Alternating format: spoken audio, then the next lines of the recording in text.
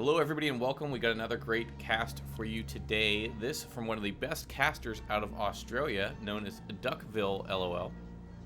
He's spawning as the blue Protoss. He'll be facing off against close by air position Metalopolis Larry, spawning as the red zerg. I'm Tumba. Co-casting with me for this one will be Dark and Light. Jedi Master Dark and Light. Yes, Jedi Master Light, you could say. But here we go, as you said. But first we do have to talk about Larry. I mean, Larry the mighty, Larry the Zerg player. Larry the Zerg. What do you think about players that just go with names like Larry? What is your opinion? I know it's a bit of a, I don't want to say a pet peeve of yours, but I know it kind of it makes you scratch your head sometimes. So I think I always find. Oh no, I think it's really it's funny. Funny. That's when what you're introducing players. You go, here we have Ultimate Ninja and his opponent Larry the Mighty. And I have to talk about this because I actually many years ago I had a history project where we had to make a sea monster. I don't quite recall why, but that was part of it, and had to name the sea monster, everything, give him all kinds of powers and stuff, and I named him Larry the Unquenchable, so I reference back to that when I see players like this, and it's funny because his name's actually Larry, so. So, you remember, I don't know if you remember the old Dungeons & Dragons games, like Pool of Radiance, and the old TSR games, but, you know, on the Commodore 64, or, you know, people right now are like, Commodore, what are you talking about, 128, Commodore 64, what the hell What are these old things? What are these relics? But, I used to have a wizard. I would name all my wizards Tim. Just like out of Monty Python. There were some who call me Tim? But yeah, man, I know what you're saying. Like, you know, there's all these imposing names in StarCraft 2, and then sometimes simplicity is more than enough. You know, that's so true, so very true. We were talking about that last night in Stimcast pertaining to the map making community. Sometimes less is more when you're making a map. Exactly. But getting back to this game, looks like everything is pretty darn standard to open things up. Looks like Larry, in fact, is going to be opting for that very standard speedling expand, especially on this map. Most Zergs, especially at the higher level, do go for that 14 pool 16 expand. Typically, though, they do it when they know their opponent is going to be opting for a Forge Fast expand on maps where that's more likely. And of course, as Overlord is parked overhead, knows the Duckville is going to be opting for that high ground expand, getting that gateway down and that cyber quarter wall off. And we'll have to see just how he follows this one up.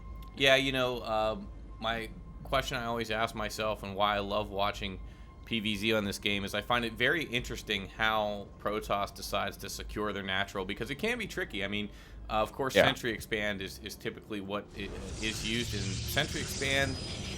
You know, Zerg have a lot of good timings against that, and it's not all in either, Darken. But I think with Zerg, if you're able to snipe a couple of the sentries, like absolutely, you can pour the pressure on after that. That's like kick the door down and go take out the expansion time. But if you can't, you just kind of fall back, take a third, and macro up. Yeah, I believe so as well. I think that sentries, they're so gas intensive, you have to be so careful with how you use them, and at a lower level of play, it's kind of risky to go for a build like that. I actually personally, even at the lower levels, prefer a 1-gate expand, because you can secure that location, get a forge down, get cannons after you have a few units out to deal with super early attacks, which the forge expand obviously is quite weak against when you are on a wide open natural map like this. But with that, and with those cannons up, it's quite safe, I would say, despite the fact that it sounds risky. Yeah, and I mean, you know, you hit the nail on the head when you said, you know, the expansion there is it's wide open, 1, and 2, you have to use your Nexus to tank, and you never want to have to use your main building to tank. I mean, that's just not optimal. So it's very hard to do. Yeah, the Sim City is very vulnerable to taking damage, and it's a bit risky. But Duckville here, I know, you know, he named this replay Hero Style, so I would assume we're going to see some Warp Prism in this game.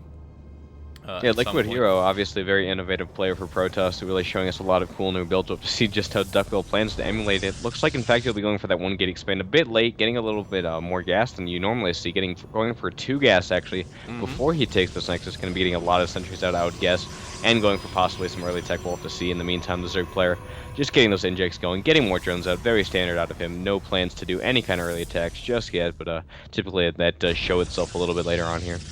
I think this is where Zerg needs to be careful, because, you know, you see 2 sentries, you see the Nexus go down, you know, adding gateways, that's not necessarily always going to be the expand. A lot of players still go with that cancel and try to be a little bit tricky and go with a bit of a delayed 4-gate. And you know, you got to be... ever so aware, lings don't cost you much, so it's always worth keeping one parked around there, kind of duck in there from time to time and just check on what the Protoss is Yeah, up to. you really need to be super aware, especially on the count of the sentries. It could be some DT play. If he's very low on the sentry count, you have to be careful about that. In fact, Duckville will be opting for the Stargate behind this expand. Do like that option quite a bit. There are quite a few lings. In the meantime, for Larry, rallying across the map, going for just a very heavy ling attack. As a result of that, he's behind on Harvesters. We'll have to see how this works out for him. There aren't that many units to defend, especially because he invested so much into getting the Stargate going, which will not help all that much against these lings. Definitely going to be very difficult for Duckville to hold here. Yeah, I like the decisions by both players, actually. And that's just a ton of lings, and here we go. They're going to get full surrounds, and just like we said, if they can snipe those sentries, this might be a quick game. They do, in fact, snipe the sentries, and man... They get in before he can force field these lings. Wrecking havoc right now. Almost all the sentries going down. Okay, force fields do go down, but there's so many lings. More and more are going to be reinforcing here. Actually switching over to drones now, and the probe will scout that off, but the lings still alive and well as a few more join the fight, but the force field is helping a bit, and a couple sentries are on the high ground wrecking havoc to those lings, but it's going to be so hard regardless for them to kill all those off before the force fields wear off here. Yeah, do you think maybe that Larry had a bit of a blunder there and should have gone for one of the more exposed buildings rather than trying to fight up against those force fields? Absolutely. For about like 20 seconds there, he was effectively doing nothing with those links, trying to fight into that without doing any damage. Going to be able to get in and kill a lot of these sentries now. That'll help him quite a bit, but definitely not the most effective use. If he had just focused down the Nexus, definitely would have fallen, which would put his opponent way behind. He is, at the very least, is aware of this Stargate, going to be able to react accordingly as his attack is cleaned up. This game, I would say, pretty even right now. Looking at the Harvester count, Zerg is a bit ahead as a result of this attack. Killed a lot of sentries, which will help him quite a bit, but he did invest pretty heavily in that attack. I don't know how many sentries he's killed, Darkin, but it's got to be at least 6. So that's 600 in gas, minimum. Yeah, looking at the units lost, he has lost about double his opponent, and thinking of all that gas, that's pretty big. More and more probes still going down, attacking with a few more lings. Definitely doing a lot of damage here. Duckville absolutely on the back foot right now. In the meantime, Zerg just getting his drone count going, going to be reacting hopefully soon to this Stargate. Can be actually opting for the Spire. You're actually seeing a lot more of this lately in the ZVP matchup. All the Koreans actually just going straight up Muta a lot of the time. Because of the harassment potential, because of the fact that it can catch the opponent unawares and can deal with a lot of these early Stargate techs that you see out of Protoss. Well, here's the thing, Darkin. You know, Duckville named this hero style, and so far I haven't seen too much of Hero's style. Unless Hero likes to lose a ton of sentries early. That was not the best opening for our man Duckville. I mean, you know, Duckville, again, one of my favorite casters. He's an MLG community caster, so please check him out over at MLG TV. Actually gonna pump out a Phoenix here first. I like this decision. This allows him to go ahead and harass and buy a little bit of time, and this Phoenix is just chugga choo right behind that. Sloverlord is gonna finally take it out though, and looking to counterattack with some more lings here. And great idea, I think, Darkin, just to keep his pressure up. Yeah, I don't see he's doing all that much. He has a decent SimCity going now. He has a good amount of units with those sentries and those zealots. But here come the lings moving in regardless. Can be able to snipe off a few probes before Duckville can react. In the meantime, that Phoenix is flying into the main to seeing what he can see. Lings will be cleaned up here, at the very least, forced away with relative ease for Duckville there. In the meantime, though, the Phoenix not really going to be able to do all that much. His opponent is nicely positioned to defend. He will be able to scout off the Spire, though, with that. I'm not sure if the investment was worth it just to make a few Phoenixes. We'll have to see. He was not making any for a long time there, mostly because he does not have that much gas, of course. His natural's been harassed so long, can't really get these 2 geysers mining like he would like, and as a result, he has a lot more minerals, and he may be looking for an early expand here or something else where he can sink all that money. Of course, Evo Chamber is finished. Spores are going down. See, that's where it paid off right there. Yeah, 7 Spore Crawlers is definitely a little bit much for Larry, overreacting quite a bit for only a couple of Phoenixes. He doesn't even have a Voider out, so doesn't really have to worry about any huge amounts of harassment. If anything, these Phoenix can begin harassing the Overlords, but with the Mutas out, these Spore Crawlers are basically useless, so Larry making a bit of a mistake there that allows this investment to work out for Duckville, but by no means is that going to put him ahead. He is still in a pretty bad shape, still on 2 base, not saturated like you would like, and he really needs to look for some kind of tech that can deal with these Mutas that we're seeing on the field now for his opponent. Well, he is taking a third now, which I do like, and also has a Hydralisk den going down, so he really wants to shut down that airplay and an infestation pit, so attacking quite heavily here. All over the place, almost. He has Mutas, he has Infestors, Hydras, definitely looking to lock down all paths of tech. This isn't necessarily a bad thing, of course. It helps if you have those tech structures down in the future in case you have to make a tech switch. Has to be careful where he spends his money from here, though, and more Spore Crawlers going down over at third, really just making a ton of spore crawlers despite the fact that his opponent only has 3 Phoenix at the moment, and he has definitely enough meters to deal with that. Well, yeah, mission accomplished as far as going ahead defending against air between the Hydras and He is good to go. He's all set. There is no doubt about it. So at this point, Duckville still quite behind, I think. Larry, though, himself, you know, it's 93 supply of 118 to 103 of 108. So I think that he has kind of let the door open here for Duckville a little bit too much, maybe. Because, as you said, the SimCity's finished, and you know, he's really all set to go here in terms of securing this natural. It was a tough road to hoe, but he got it done. And now he's starting to mass up this ground army of Zealots and Stalkers, but I can't help but feel he's going to need more than that to crack this nut that is Larry. Definitely, especially with all these Hydras coming out. Obviously, they are quite good against Phoenix if they are in small numbers, and those Zealots and other gateway units as well if you can get a good number out. In the meantime, just saturating that third base, getting a nice amount of economy going for him. We'll have to see. I mean, the reason he was so low on supply for a while there was, again, he was getting all these tech structures. He has to be careful with how he utilizes them. But in the meantime, here comes the big attack coming in for Duckville. We'll have to see how it works out for him. Yeah, actually going to just take it home, it looks like, here, though. Yeah. Throwing down the proxy pylon. He just wanted to clear out, maybe threaten a little, you know, posture a little bit and get him to pump units. But he did supply block Larry a couple of times thus far with those Phoenix.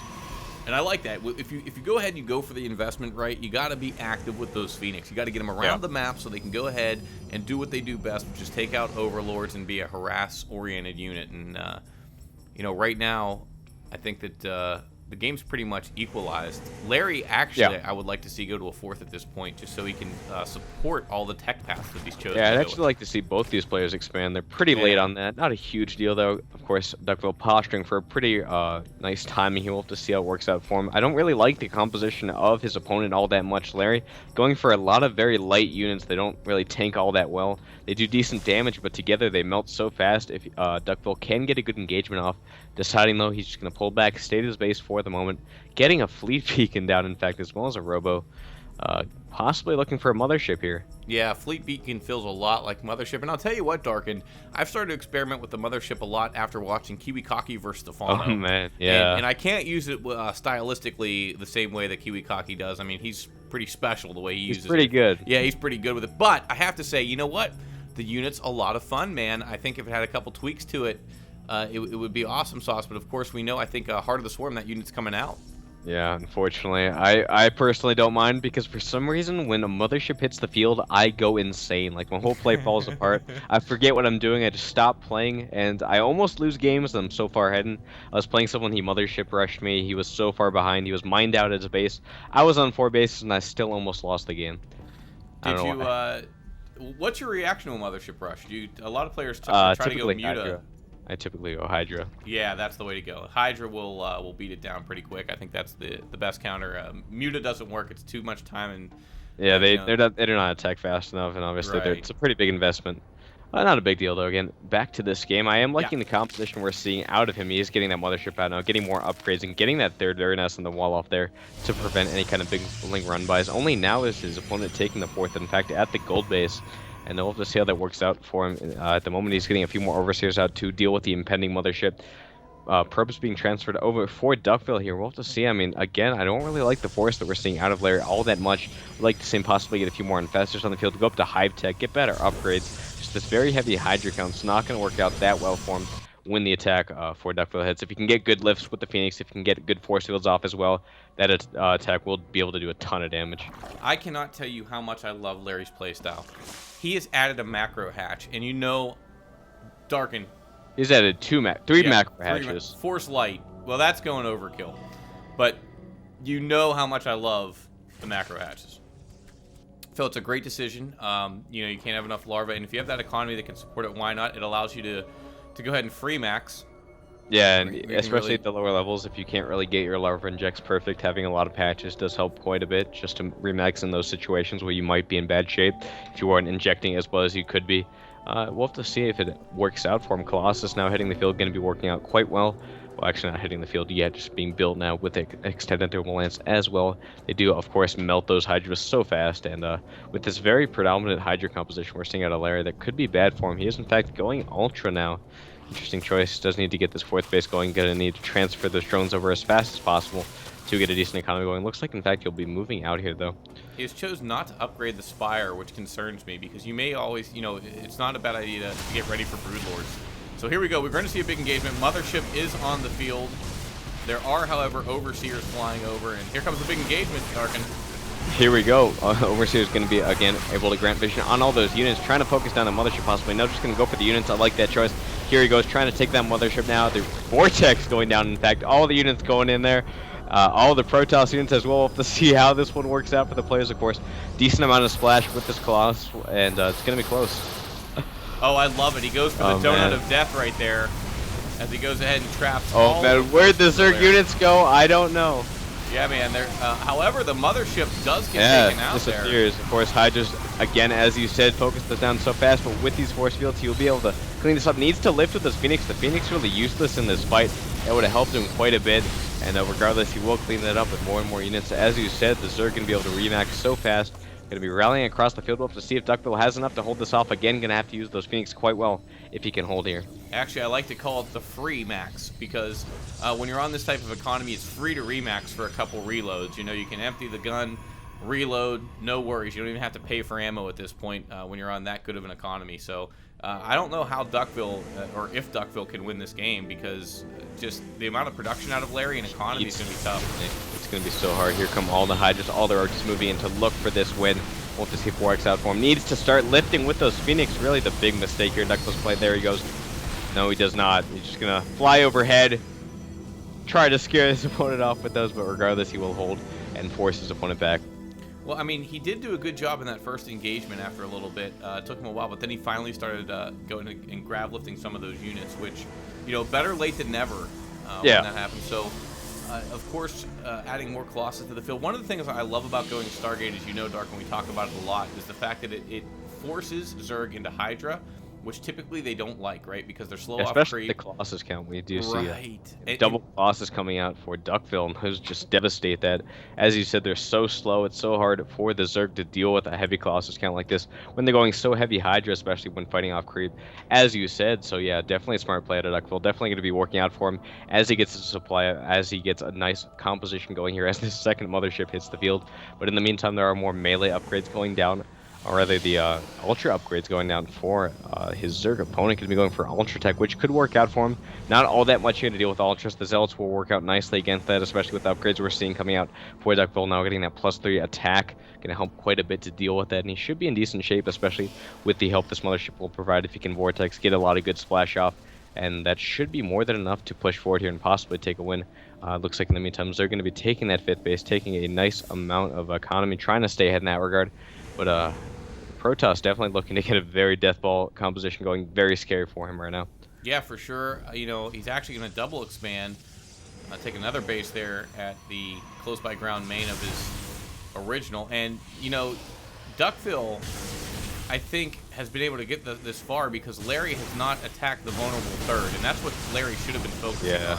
More counters for certain. Ultra caught out in the open, killed off. In the meantime, very smart by Duckville, taking that gold as he pushes out, takes this position on the map, can begin clearing out these creep tumors as well, looking to posture himself and possibly for an attack here, or just to get a nice location in the middle. Definitely very helpful as he gets more and more Colossus out, as he gets, in fact, Gravatic Drive for his Warp Prism. No Warp Prisms out yet, definitely looking to do that in the future possibly, and look for some harassment. Really helps in the late game like this. Zergs don't expect it all that often.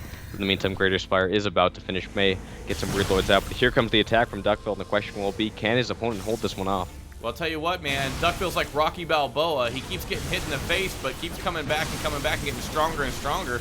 And he's got this gold under siege right now, Dark. And actually, Larry is going to go ahead and lose the gold, and Duckville's going to try to beat it back home. But, oh, no, he gets his army caught completely out of position there, and that's not going to be good for Duckville.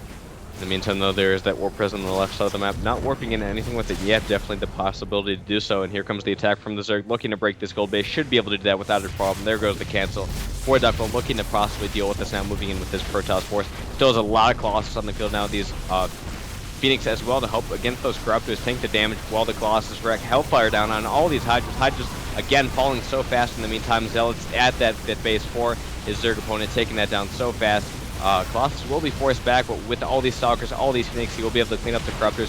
Definitely a great engagement there for Duckville, and great harassment as well, tearing apart these bases for his Zerg opponent, doing so much damage right now, looking really good in this game. Yeah, unbelievable here out of Duckville. Multitasking is phenomenal. As we can see, we're going to check in after that main battle was done. These 4 Zealots over here out of this Warp Prism just going ahead and doing so much harass. And those are charge lots. So this is what you need to do at this point. This is how you're going to have to break this Zerg, and that's by taxing his multitasking. Picks them all up, looking like a Terran there. Duckville, so pro. Yeah, definitely. Quick pick up there. Very nice. In the meantime, I'm going to be looking to take this 4th now at the left side of the map. Very good by him. Needs to get that economy in good shape. His opponent, though, he's been doing a good job of denying his mining. May even take down this 4th base with these Zealots, the Ultras. Just kind of moving around, not able to find him. We'll have to see, can they get the snipe off? Looks like they will. Ultra's not going to be able to clean that up in time. In the meantime, the forces of Duckville are moving across the map, looking to go for the kill blow here. And again, his opponent is favoring such heavy Hydra play.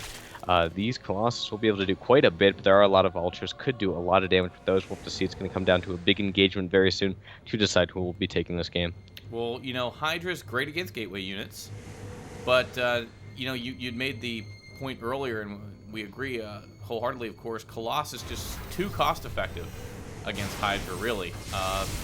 You know, and you said you really weren't a big fan of Larry's unit composition, and I think it was 2 things that really allowed Duckville to come back in this game, which was 1, Larry's original composition, but also 2, the fact that Larry went for the tough kill in trying to crack the natural and the main, where he should have been, like we said, countering more and countering hard to this 3rd here, because you can break this. There's only 3 cannons and 3 gateways blocking if you absolutely, or drop play as well. Yeah. Or Nida is something that he can attack the vulnerable locations. You really can't just fight into a Protoss unless you engage very well, or if you have a huge economy where you can reinforce consistently, and he does not really have that.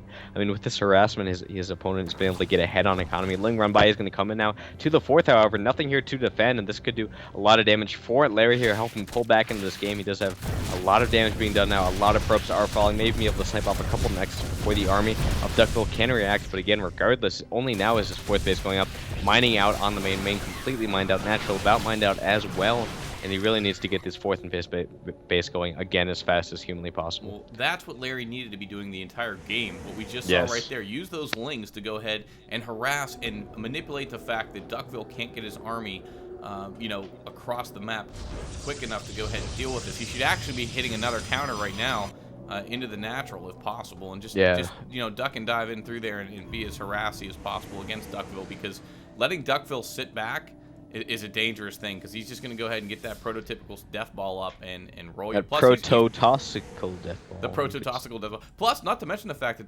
Duckville's been good on upgrades as well. He's yeah, absolutely. His opponent and +1 armor, I believe. His opponent is decent as well, +3/+3 on his Hydras. I mean, that's pretty good, of course. That's very good, yes.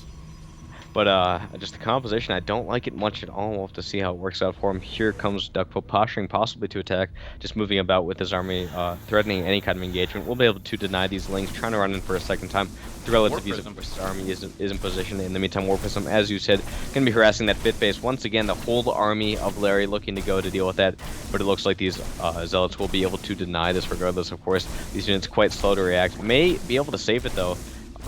Ultra should be able to clean this up in time. Looks like no, though. 5th base will go down. Nice move again by Duckville. In the meantime, the harassment attempts by Larry doing nothing at all. Duckville again looking to be in fantastic shape as his +2 armor finishes up, as he gets this huge economy going on these 2 bases he has secured, and his opponent just cannot keep up in that regard. As you can see, as his 4th, a bit oversaturated at the minerals, needs to get more bases going for sure. But he does have a lot of Broodlords hitting the field at the very least. Broodlords, of course, quite good, could help him quite a bit in those big engagements to deal with all these Colossus, to just force them to be attacking those Broodlings as opposed to the Hydras.